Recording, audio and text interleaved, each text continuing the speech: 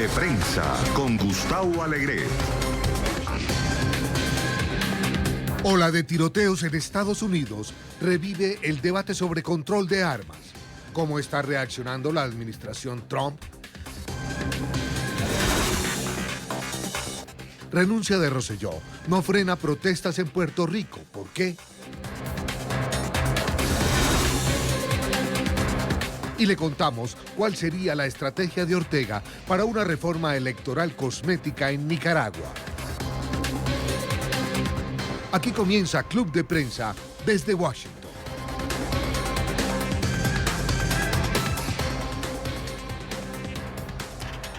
Muy buenos días, los saluda Alexandra Colón Amil en lugar de Gustavo Alegret. Esto es Club de Prensa a 2 cuadras de la Casa Blanca. Y hoy nos acompañan nuestros analistas, Vanessa Jacklich, periodista de Antena 3. Vanessa, buenos días, bienvenida. Hola, buenos días, muchas gracias. También con nosotros está Malcolm Bate, periodista con nosotros, bienvenidos. Mucho gusto, gracias. Y finalmente Antonio de la Cruz, analista político. Bienvenido, Antonio. Muchas buenos gracias días. por estar con ustedes. Comenzamos con unas noticias trágicas. Estados Unidos intenta recuperarse de lo que fueron 2 tiroteos masivos que se dieron lugar este fin de semana. El primero de ellos ocurrió este sábado en El Paso, Texas. El evento dejó un total de 20 muertos y más de 26 personas heridas. Esto se dio en un complejo comercial en El Paso, Texas, una ciudad en la frontera con México. Al otro lado se encuentra Ciudad Juárez. El segundo de estos tiroteos masivos se da lugar en Dayton, Ohio, apenas 13 horas del primer suceso. Este dejó un total de 9 personas muertas y al menos 31 heridos. Donald Trump, el presidente de la nación, habló esta mañana a las 10 de la mañana para hablar de este trágico evento. Vanessa, ¿por dónde empezamos? Pues exacto, ¿por dónde empezamos? Porque hay mucho que comentar. En la última hora, como bien anunciabas, es que Trump sorprendía un poco con esa convocatoria de la Casa Blanca, pero la presión, recordamos, con todas las matanzas del fin de semana ha sido muy grande por parte de la población. Creo que a todo el mundo le ha quedado bastante claro que son sucesos que puede sucederle a cualquier persona en cualquier momento y en cualquier lugar, y la reacción ahora mismo ya tiene que ser inmediata, sobre todo pues de cara a las presidenciales del año que viene, que por parte de los demócratas este va a ser uno de los temas que sin duda se van a poner sobre la mesa. En las declaraciones de Trump esta mañana, que él adelantaba ya algo en Twitter, cómo no, nos daba a entender que él está dispuesto a iniciar una negociación con los demócratas, pero a cambio de poder también contemplar una reforma migratoria. No sabemos cómo se van a dar en las próximas horas, pero de momento el luto con el que inicia Estados Unidos esta semana ha consternado a lo largo y ancho del país y más allá de la frontera, porque también en México, desde México, se quieren tomar medidas al respecto, ¿no?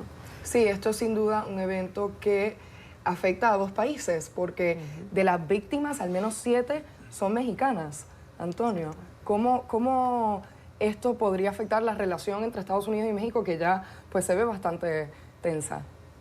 No creo que le afectaría desde el punto de vista comercial ni político, porque hasta ahorita López Obrador lo que ha mostrado es ser un hombre que ha bailado de acuerdo a lo que Trump lo ha hecho, ¿no? Cuando lo amenazó con las tarifas, aceptó ser el que reprimiera, el que retuviera las marchas de las migraciones hacia Estados Unidos. Pero esto lo debemos ver dentro de ese discurso de Trump. Realmente Trump tiene un discurso que, buscando anclar su base, ¿verdad? Es lo que ha hecho básicamente un discurso de odio y miedo. Entonces, en mayo lo señalaba en su gran encuentro, en la que en el video él dice que son una amenaza y es una invasión las caravanas. Entonces, hay un llamamiento de la mayoría blanca, de la supremacía blanca, y ha reforzado ese mensaje. Entonces, tenemos que este joven en El Paso dejó un documento en las redes, donde él básicamente declara que lo va a hacer para salvar su estado de la invasión de los hispanos. Entonces, hoy su discurso frente a la Casa Blanca fue un discurso conciliador. Sí, habló de las enfermedades mentales, habló de unas red flags que hay que tomar en cuenta, habló de que él estaría dispuesto y que los videojuegos y que hay que tomar. Sin embargo, él no tomó en cuenta cómo atacar la parte de tener acceso a armas. Eso no lo tocó directamente. Se fue más por el lado de la parte enferma, de la parte mental, que por la parte de hay disponibilidad de tener armas inmediata aquí en Estados Unidos sin mucho un chequeo de background de cada una de las personas. Esto para aclarar, hay al menos una persona detenida que la policía ha identificado como vinculada a el ataque, el tiroteo masivo de El Paso, Texas. Esto es un varón de 21 años y se cree que dejó, pues como mencionaba Antonio, un manifiesto en el que se encuentran posturas racistas. Habla del ataque como una respuesta a la invasión de los hispanos de Texas. Invasión, una palabra que el mismo presidente Donald Trump ha usado en más de una ocasión para referirse a la ola de migrantes que llegan de Centroamérica y otros países. Malcolm. Para mí, soy muy cínico después de años de cubrir, por ejemplo, la guerra contra el narcotráfico en México y también cubrir la frontera cuando estuve en México. Ahora veo, son los dos próximos pasos que importan más. Una cosa que México ha dicho, el secretario del extranjero, Ebrard, ha dicho que es posible que van a litigar este caso como terrorismo contra ciudadanos mexicanos. Eso sería increíble para un paso.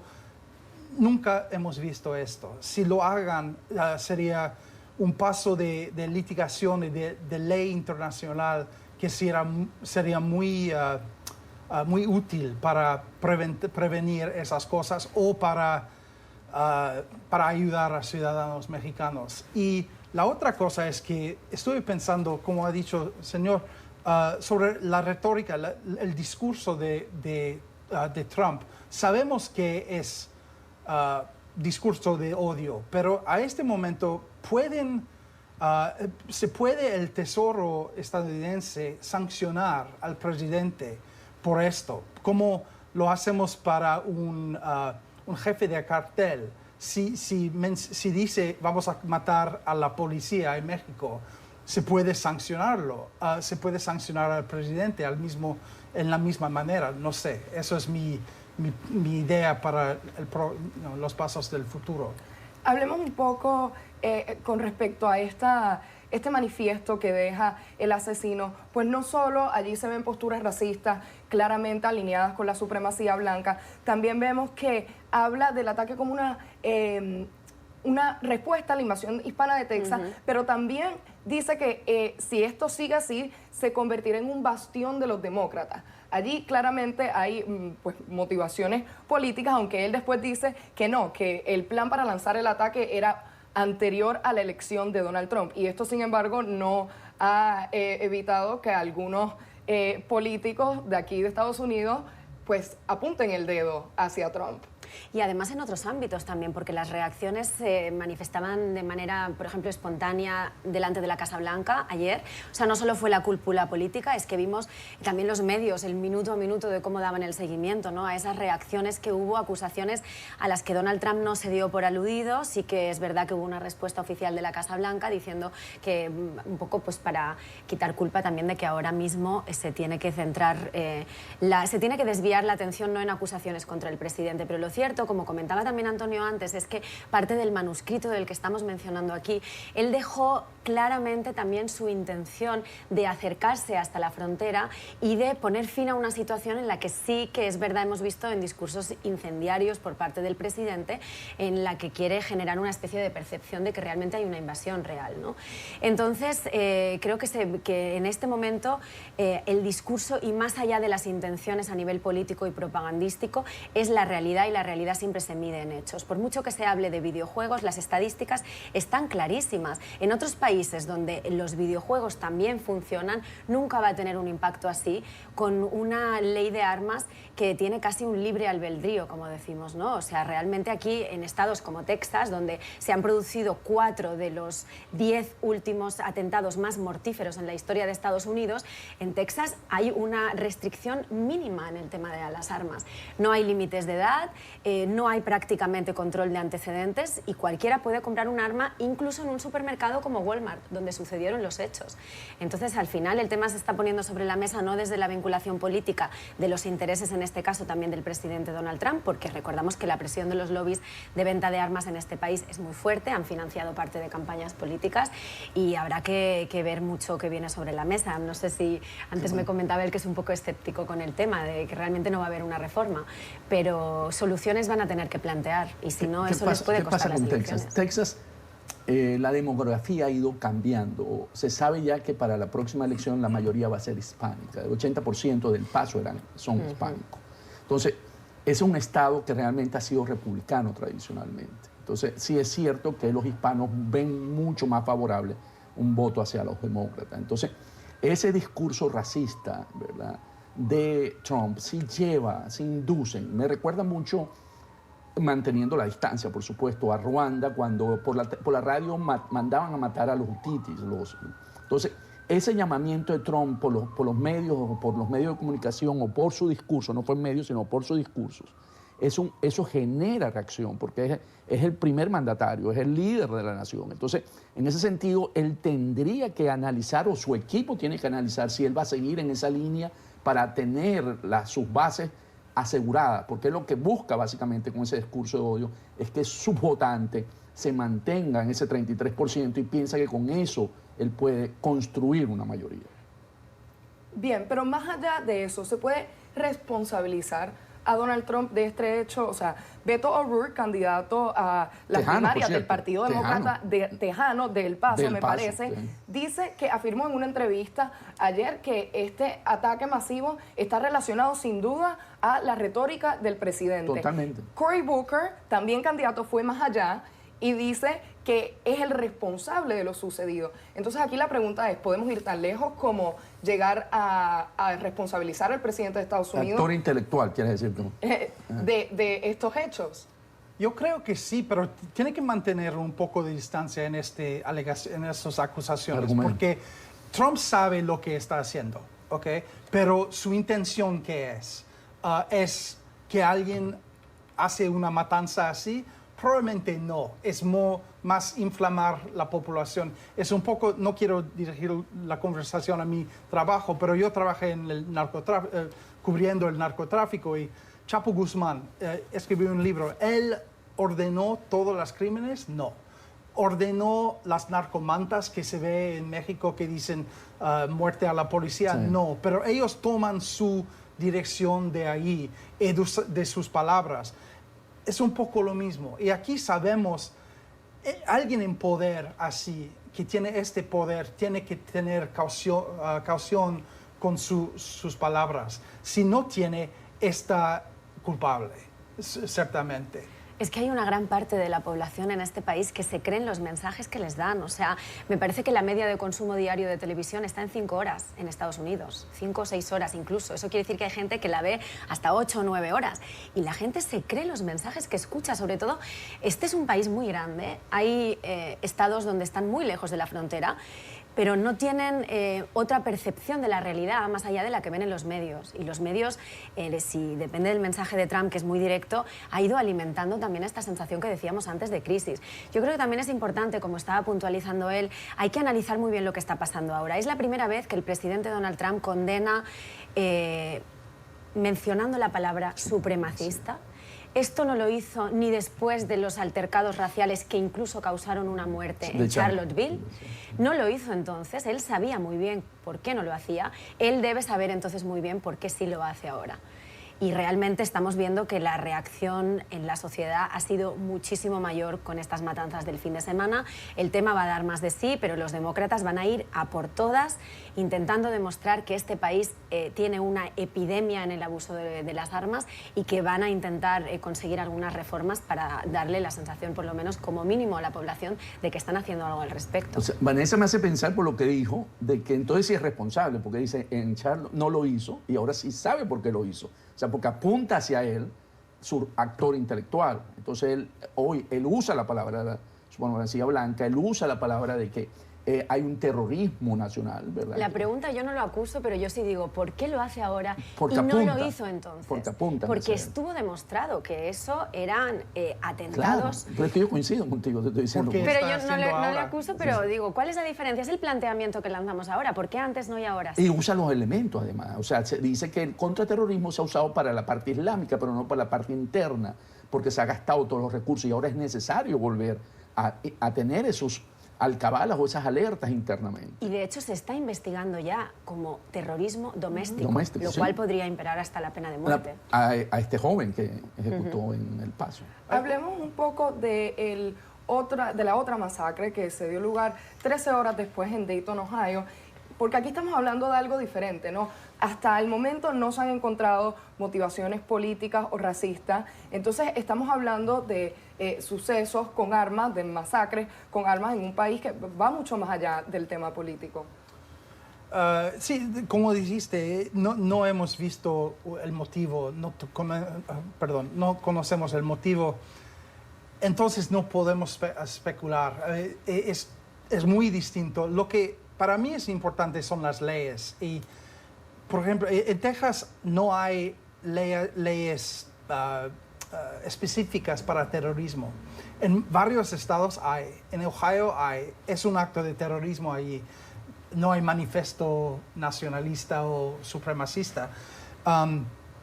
Lo que tenemos que hacer con los dos actos, separando el tema de México en este caso, es adaptar las leyes para qué es Estado, qué es federal y qué podemos hacer para prevenirlos. Si hay alguien con un manifiesto que dice en, ¿cómo se llama? El 8chan, en el dark web, si está hablando de hacer un ataque o que está gritando sobre la invasión de migrantes o algo, el discurso de odio, ¿cuándo pueden detenerlo?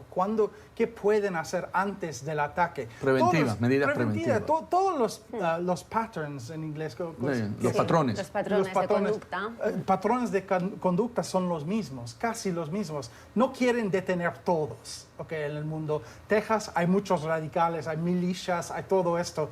Por esa razón que no tienen leyes específicas. Hay muchos grupos que en Washington o Virginia sean terroristas, son milicias, pero tienen que adaptar esto y prevenirlos.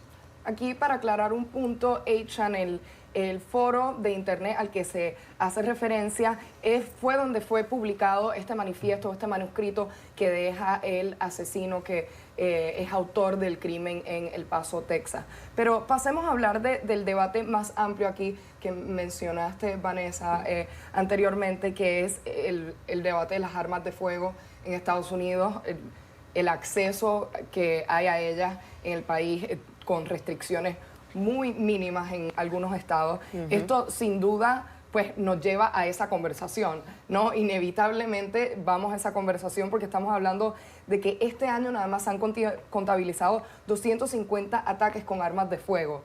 Más de los días que llevamos ya por del año, porque hoy es el 217 día del año, porque ayer dimos la noticia que en 216 días ha habido más de 250 tiroteos masivos. Entre esos han quedado casi o incluso algo más de 1.250, o sea, 1.000 víctimas han sido en total, pero 250 víctimas mortales en lo que llevamos de año.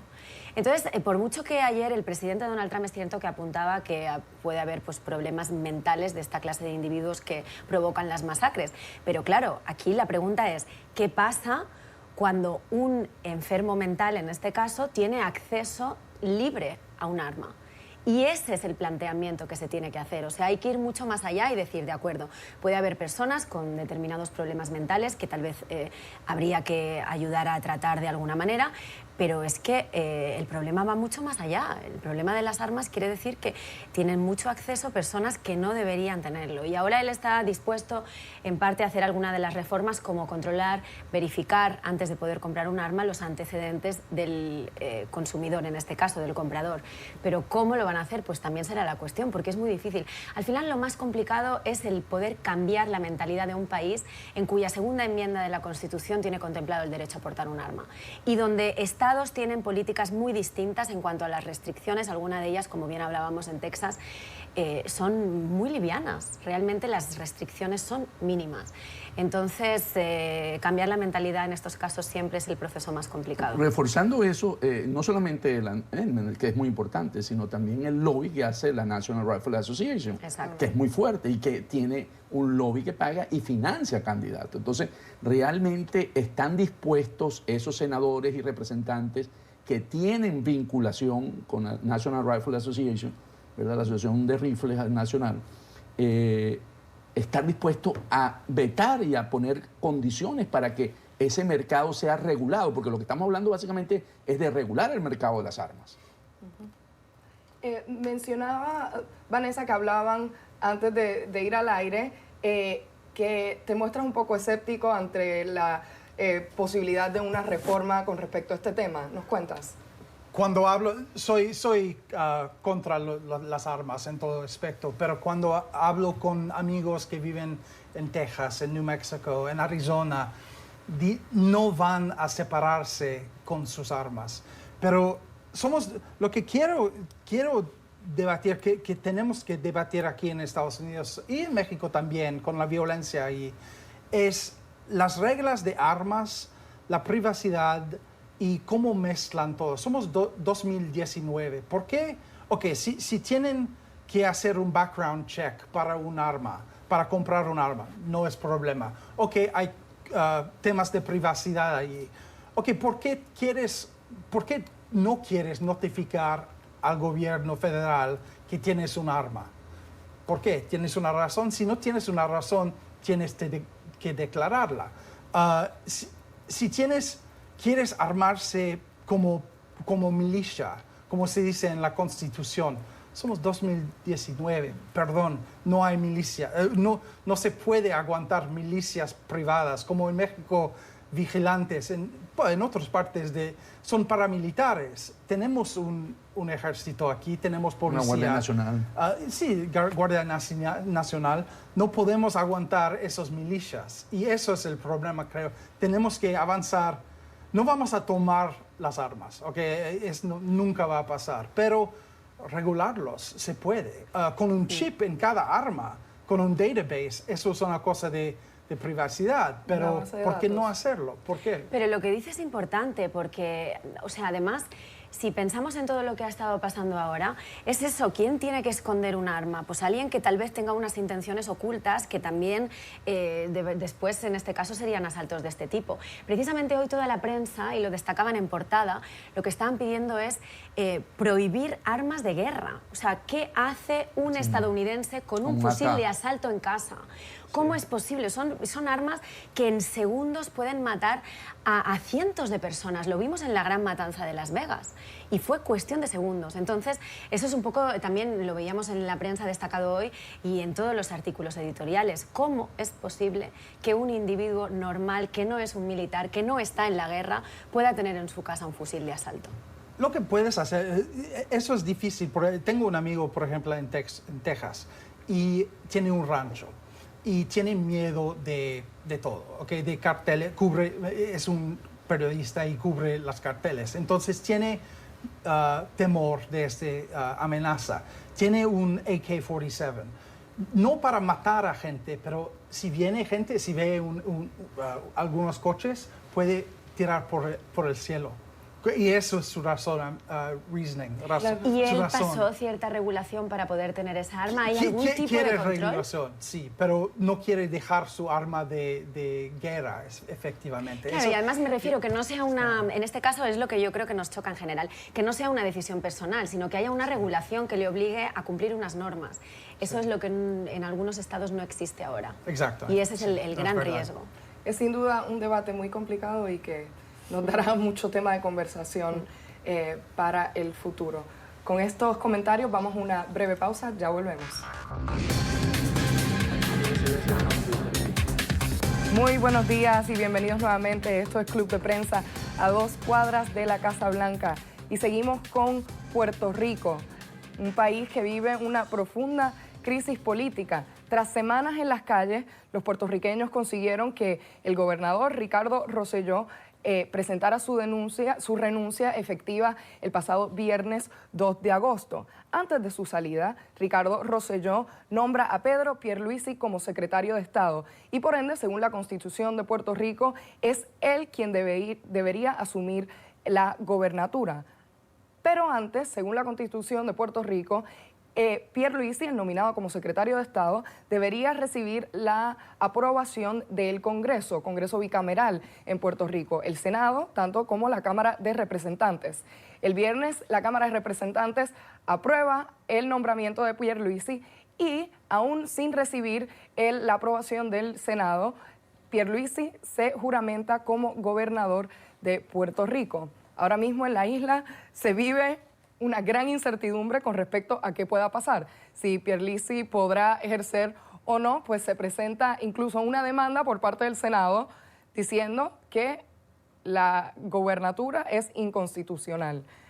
Entonces, ¿por dónde nos movemos aquí? Bueno, cuando se sucedió la crisis en Puerto Rico, que renuncia el gobernador básicamente por las protestas en la calle, por el manejo mal de las redes que tuvo y fue denunciado y generó ese gran rechazo de la población. Recordemos que hay una elección el 2020, porque la elección de gobernadores en Puerto Rico sucede el próximo año. El gobernador trató de alargar, pero no pudo. Entonces, no tenía secretario de Estado y, como tú dices, lo nombró automáticamente, pues es el sucesor, si no le tocaba a la Secretaría de Justicia en ese momento. Sin embargo, hay una disputa interna dentro del Partido Progresista, ¿no? de Rosselló, en la que hay dos tendencias, una que apoya a Pierluisi, que lo escoge el gobernador, y el presidente del Senado, que se me escapa el nombre. El presidente del Senado, Tomás Rivera Schatz. Schatz. Entonces, Schatz aspira también, porque él aspira a ser candidato a gobernador en el 2020. Entonces, esa disputa existe y lo que yo puedo observar de la jugada del viernes es que Rosselló juega adelantado para evitar que Schatz sea el candidato. Entonces, pero Schatz tiene el brazo, la mano, porque él dijo, bueno, si ganó, hay que aceptarlo, porque lo reconoció el viernes, pero tiene que ser aprobado por la Cámara Alta, o sea, el Senado. Y es donde él se la va a jugar, porque si él no sale triunfante de la Cámara Alta, él no podrá tener la validez jurídica de ser gobernador. Y entonces yo creo que se va a abrir la discusión si asume el presidente del Senado, que es lo que ha venido presentando Schatz como un candidato. Sí, ahora mismo también se juega la opción de que se deje que el tribunal decida, que es un poco lo que Pierluisi, el gobernador hasta ahora, que juramentó el viernes, está diciendo que va a hacer. Él va a dejar que el tribunal decida. Y aquí pues hay tres posibles escenarios. Si el tribunal decide que es inconstitucional, debe salir Pierluisi del cargo y le tocaría a Wanda Vázquez, la secretaria de Justicia, que es el orden de sucesión que establece la Constitución. Si deciden que es gobernador y que es constitucional, se queda, y si no, puede ser que decidan esto es una cuestión política, le toca al Senado decidir. Y eso pues no vamos a saberlo hasta que se reúne el Senado hoy, que está estipulado para hoy. Pero más allá de eso, mencionabas, Pierluisi enfrenta críticas. Eso te iba a decir. Críticas de ambos lados. De hecho, el viernes cuando se juramenta salen los puertorriqueños a las calles a protestar, porque ahí hay implicaciones de conflictos de intereses. Esa es una de las cosas interesantes que ha pasado. Es verdad que las protestas han tenido que aumentar mucho el nivel de la tensión para que al final se pueda tomar alguna medida al respecto, porque es verdad que llevamos semanas viendo cómo la gente sale a la calle, incluso rostros públicos súper conocidos que han intentado hacer todo lo posible para dar apoyo a que esa presión fuera mayor. Pero a pesar de que les ha costado mucho y han tenido que alargarlo durante semanas, creo que eso, desde el punto de vista de la política internacional o de cómo se ha percibido también el tema desde fuera, ha sido lo positivo, que al final la presión popular, el salir a la calle, porque por ejemplo en Hong Kong llevan, y creo que será más adelante otro tema, pero llevamos hablándolo mucho también en este programa, llevan saliendo a la calle meses ya y no les ha funcionado de esta manera. En cambio, por lo menos vemos que en Puerto Rico pues la masa en este caso y sobre todo pues la gente y la presión popular ha podido al final por lo menos alcanzar algún cambio. No sabemos lo que va a pasar, pero al menos ha habido cambios, ¿no? Bueno. Para mí, no soy experto en Puerto Rico, pero lo que estoy buscando y esperando es una reacción de Washington, de Trump. Para mí es un poco estuve bromeando con un amigo hace varios días. Es un momento latino para Trump. No ha visto esto, no se ve mucho de esto en los Estados Unidos propio, en el continente. Entonces, para él tiene que manejar esto, tiene que hacer lo que no ha hecho durante el huracán, tiene que tomar el podio y decir algo. No interferir, ¿cómo se dice? No intervenir. No intervenir, gracias, pero decir algo que está mirando a Puerto Rico. Sí, sin duda, observaba que algunos de los análisis de los recientes debates de los candidatos en las primarias al Partido Demócrata dicen Puerto Rico no es tema de conversación. Entre los mismos políticos estadounidenses no se habla y sin embargo es un territorio no incorporado a Estados Unidos que está pues asociado, es parte de Estados Unidos y por ende afecta directamente los intereses de Estados Unidos. Sí, en el caso, volviendo a Pierluigi, lo que pasa es que él es el secretario que manejó todas las restricciones por la deuda de los 70 mil millones de dólares que tiene la isla, el programa de austeridad, y por eso es el rechazo que tiene de la población. Él era asesor de la Junta de Control Fiscal, que es este grupo que mandan a Puerto Rico para... Sí, ajustar. para implementar unas medidas de austeridad, y poder enfrentar la grave deuda. Y ese es el rechazo que él tiene popularmente. Entonces, no es un candidato que es popular porque le ha tocado ajustar el presupuesto y eso ha traído recortes en la administración. Y entonces, en ese sentido, él no tiene todo a favor, todo viento a favor. Yo creo que vamos a seguir viendo esta película un poquito más después de esta tarde, como dices tú, en el Senado, porque la crisis no se va a acabar ahí. O sea, y tenemos las elecciones a la vuelta de un año, el 2020. Y hablando de elecciones, o sea, aquí hay un problema principal que es un poco la falta de liderazgo con el cual los puertorriqueños estén de acuerdo, al menos, ¿no? O sea, Pierluisi no recibe apoyo, enfrenta críticas, tiene implicaciones de conflicto de interés por ser asesor de la Junta de Control Fiscal. Wanda Vázquez, que sería quien lo reemplace de él ser declarado pues que está en el cargo inconstitucionalmente, tampoco recibe el apoyo del pueblo. De hecho, cuando renuncia Ricardo Rosselló, la gente cambia inmediatamente la voz de la protesta y es Wanda renuncia, ¿no? Entonces aquí hay una falta de liderazgo y una lucha de poder interno que no pone por delante los intereses de los puertorriqueños que se tratan de enfrentar a una crisis económica, una crisis política y a la recuperación de la devastación del huracán María. Sin duda, en un mundo ideal tendría que haber un candidato líder con todo el apoyo de la fuerza de la gente que le dé el poder y que al final puedan ir ya mucho más allá, primando otros intereses como lo que comentábamos de Estados Unidos, ¿no? Que Puerto Rico deje de ser el gran olvidado de un país al que ellos pertenecen. Eso en un mundo ideal. Entonces ahora lo complicado de esta situación es precisamente poder encontrar un líder que en este caso, tal vez, no sé, me equivoco, tampoco como él no soy una experta en Puerto Rico, pero hay veces que casi que es mejor renovar toda la cúpula de los que ya tienen perjudicada la imagen y un candidato nuevo con unas ideas que no desvinculen demasiado a las cosas buenas que se han podido hacer en el pasado, pero que venga con nuevos. Esa podría ser, por ejemplo, una posibilidad. Mencionabas la reacción de Washington, la reacción de Trump, no hemos visto más allá o sea, más allá de un tuit, que de hecho cita una cifra que es incorrecta con respecto al dinero que se entrega a la isla, pero lo que sí hemos visto es que se anuncian más restricciones a los fondos, al dinero que va a llegar a la isla para la recuperación del huracán María. Entonces, con respecto a eso, ¿cómo ves la situación? La verdad, no conozco la relación monetaria entre Washington y Puerto Rico, pero probablemente es un poco, probablemente la misma relación que había en Luisiana, después de Katrina, para New Orleans, para Texas después.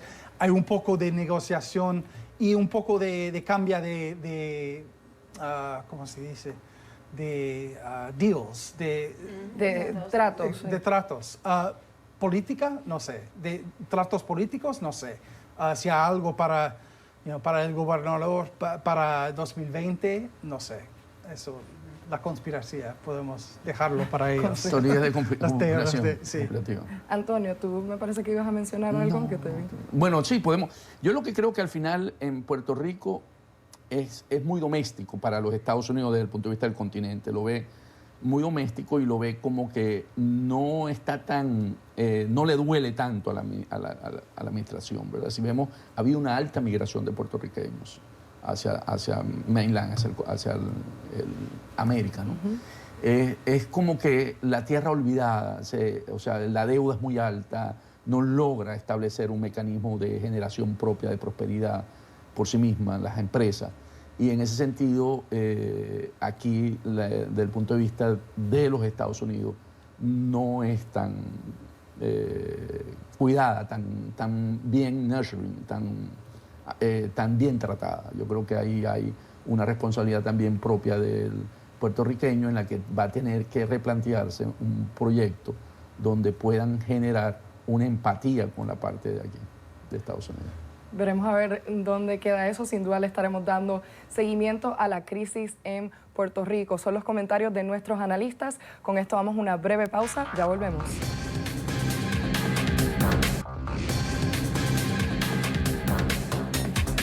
Bienvenidos nuevamente, esto es Club de Prensa a 2 cuadras de la Casa Blanca. Hoy con nosotros Antonio de la Cruz, Malcolm Bates y Vanessa Daglish. Nos vamos ahora a Rusia, donde recientemente se han visto manifestaciones. Los rusos han estado en las calles. Este sábado en la capital rusa, Moscú, se volvieron a congregar cerca de 1.500 manifestantes. De acuerdo a cifras oficiales, aunque los medios reportan que se veían muchas más personas, se estima que cerca de 700 personas han sido detenidas, incluyendo algunos periodistas, y se reportaron al menos 6 golpistas por parte de la policía, golpizas. Las protestas son en respuesta a la movida por parte de las autoridades de descalificar a varios candidatos opositores de participar en comicios municipales, comicios locales, para elegir al gobierno de Moscú. Esto a celebrarse el 8 de septiembre. Así que yo creo que empezar con un poco de trasfondo, ¿no? ¿Cuál es la importancia de estos comicios? Vanessa.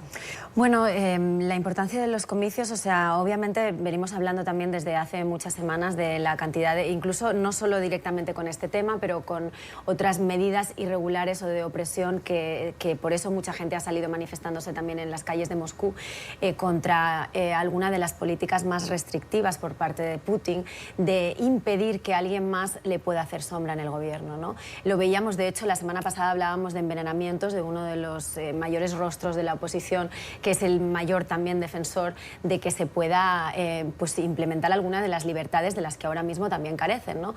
Entonces, más que nada, yo creo que una de las cosas más sorprendentes de lo que está pasando en estas manifestaciones, como por ejemplo el pasado sábado, es que hay, y con esto lo decimos todo, hay casi 1000 detenciones, es decir, más de 800 detenidos en una manifestación de apenas 5000 personas. O sea, más de una quinta parte o casi una quinta parte de las personas que se están manifestando en contra.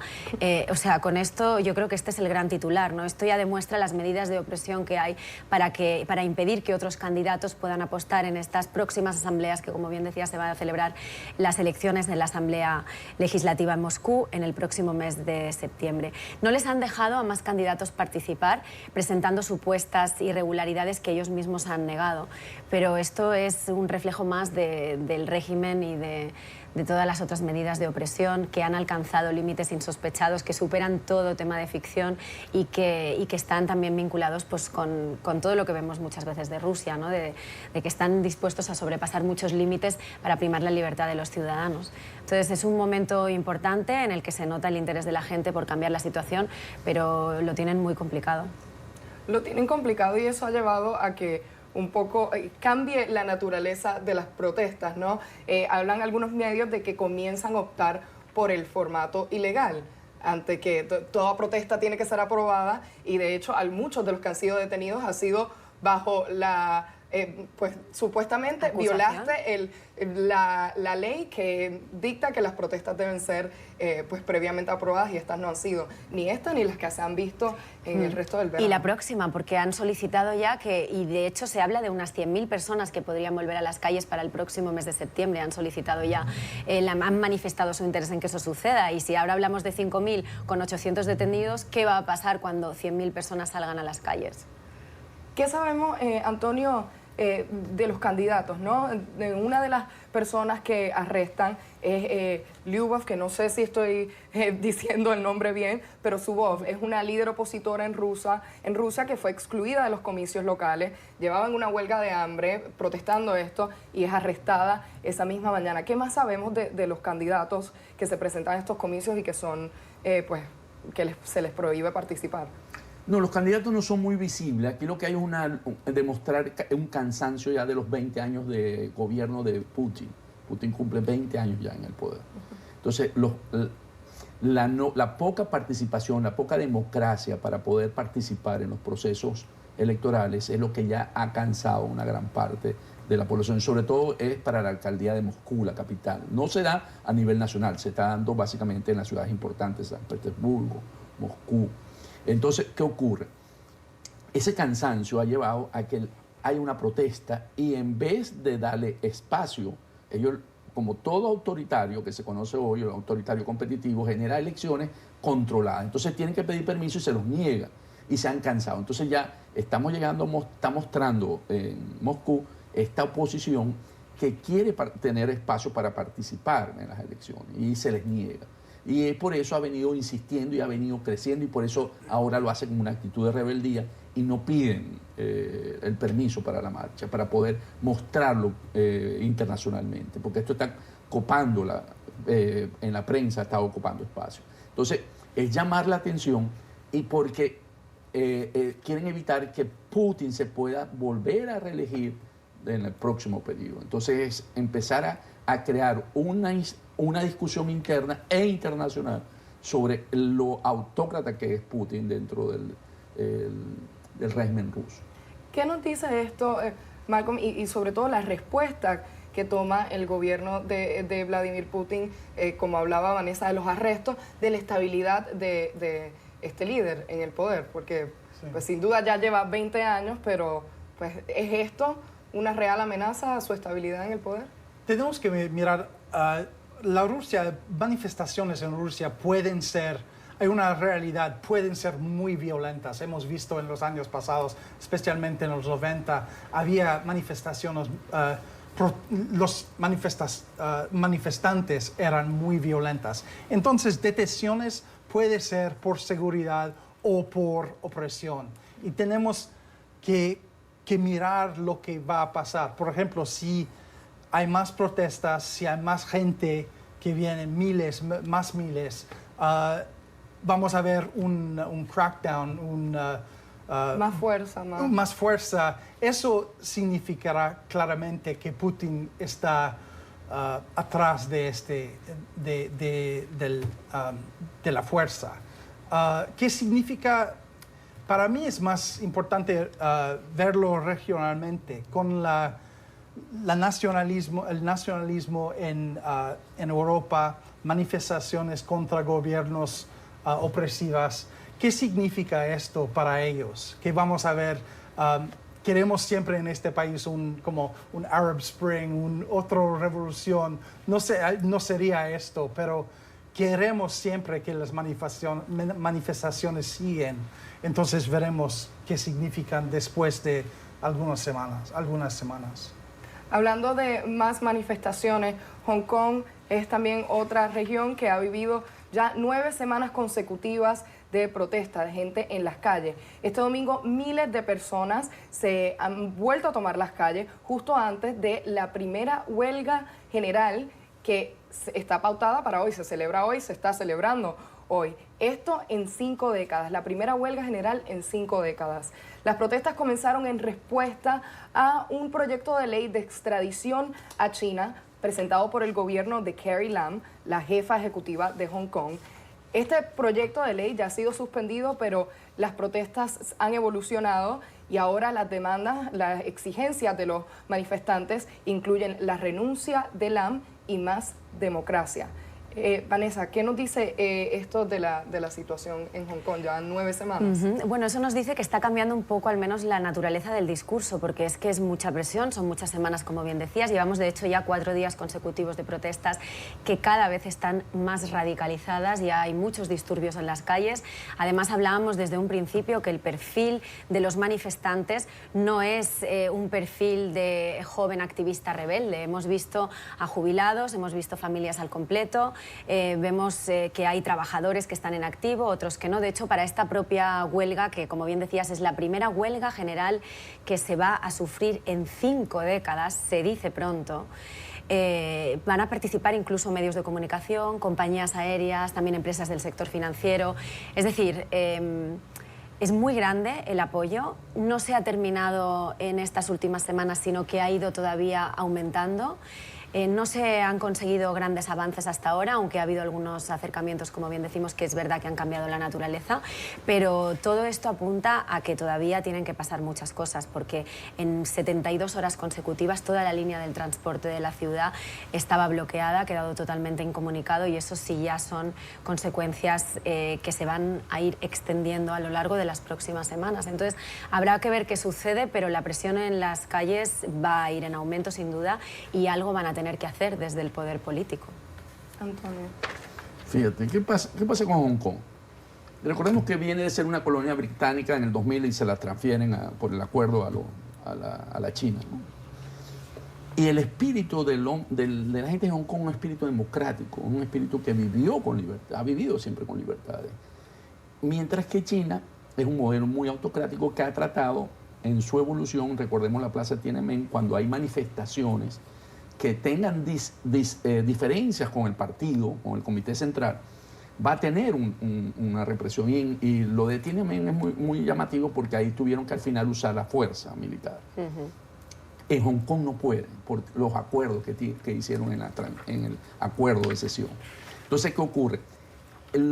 Han venido discutiendo porque le da temor a que sea llevado a ser una dependencia que vaya perdiendo sus libertades con la ley de extradición, que fue básicamente lo que detonó al principio estas grandes manifestaciones que no aceptaban. Y han venido subiendo la manifestación y la lucha por mantener eso, y piden la renuncia de la señora Lam, que es la representante del Partido Comunista Chino en Hong Kong. Entonces, ¿qué ocurre? Hay una lucha entre un gigante que no quiere lose face frente a un ratoncito que dice las libertades son primordiales. Y aquí va a tener que tomar una decisión también el Partido Comunista Central de China, ¿verdad?, para poder decidir si deja Hong Kong como está o lo somete. El temor de ellos es que eso se le puede propagar hacia mainland. ¿Okay? Entonces, hay también una discusión muy fuerte y vemos la respuesta de un Estado autoritario que planteaba Vanessa y un Estado democrático en Puerto Rico. En Puerto Rico sacan porque hay un Estado democrático donde la lucha pacífica logra determinar. En los estados autoritarios no lo logran. Entonces aquí más bien se usa la fuerza, se trata de cansar a la protesta, por eso llevan 9 semanas, pues están tratando de ver, porque regresan a clase ahorita en septiembre, a ver si se desinfla la protesta. Y la gente de Hong Kong sabe, y por eso es su gran lucha, porque aquí estamos básicamente en una lucha entre los valores democráticos y los valores autocráticos que maneja la República China. Es interesante la apuesta porque la gente se canse, porque los manifestantes en Hong Kong apuestan por lo mismo, por cansar, en este caso, a la policía. Están adoptando nuevas tácticas de protesta, han seguido los medios en un análisis muy interesante de guerrilla urbana, lo llaman, ¿no? Entonces se mueven por toda la ciudad, cambiando sus patrones de actuación de manera repentina, esperando pues una apuesta porque la policía se canse. Pero hablando un poco más de los manifestantes y de cómo ha cambiado un poco la naturaleza de las exigencias, hay una mayor muestra de resistencia y han variado los temas, ¿no? Ya no es solo este proyecto de ley de extradición el que protestan, son la mayoría jóvenes que están preocupados, por ejemplo, por cosas como los altos costos de vida en Hong Kong. Entonces aquí vemos un movimiento que parece ir mucho más allá de este hito. Parece un movimiento de jóvenes frustrados que ven muchas cosas en la sociedad. Están mejorando su vida, están creciendo. Hong Kong tiene más independencia cada año. Para mí sería interesante ver cómo cambian las manifestaciones y si vemos, por ejemplo, China, vamos a ver en Beijing, en Shanghai, en todas las ciudades, manifestaciones así y van a ver a Hong Kong para un modelo, un ejemplo de qué van a hacer los chinos, los jóvenes, cuando tienen más dinero, tienen más movimiento social, todo esto. Puede ser algo, un modelo. Puede ser un modelo, pero está por verse. Con ese comentario vamos a hacer una breve pausa comercial, ya volvemos.